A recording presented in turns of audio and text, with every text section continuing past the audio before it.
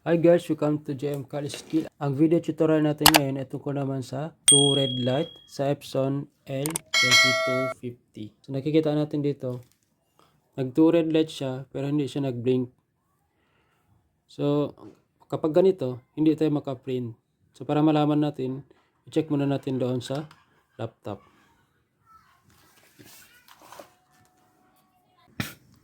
So dito sa laptop, titingnan natin dito sa control panel. Yan. So hanapin natin dito ang Epson L3250. So ito siya. Ito ang icon niya. You right click, printing preferences, click maintenance, then click Epson status monitor. So nakikita natin dito ang nag-appear sa notification niya is nozzle check is recommended. So kapag ganito, kahit mag-print tayo, hindi tayo maka-print kapag ganito ang notification niya.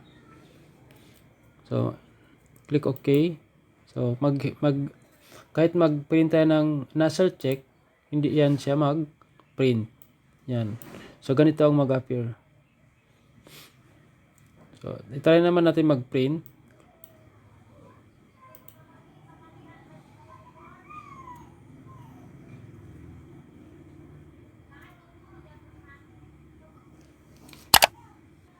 Yan. So i-print natin ito.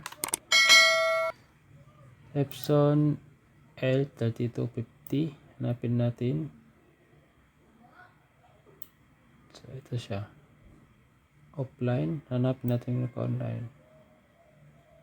Ito siya. Ready. Yan.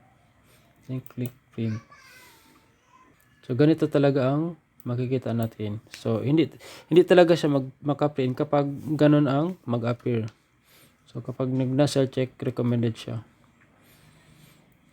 Okay, so kung bago ka pa lang sa channel na ito at natulungan ka ng video na ito, huwag mo naman kalimutan pindutin ang subscribe button, at kung interesado ka sa ganitong content, pindutin mo na rin ang bell notification button para updated ka sa lahat ng latest kong upload. Okay, balik tayo dito sa printer. Okay, dito sa printer, alam naman natin yung problem niya.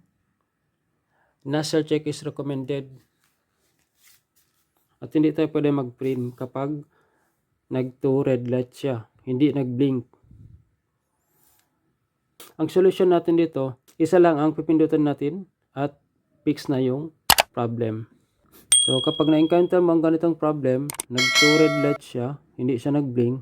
So ang gagalawin mo is pindutin mo lang itong white, itong copy, black and white copy. Yan, isang beses lang, automatically ayos na yung problem niya at matatanggal na yung red light. So sana guys, may natutunan ka sa short nating video. Hanggang dito na lang tayo, kita-kits na lang tayo sa susunod nating video. Thanks for watching.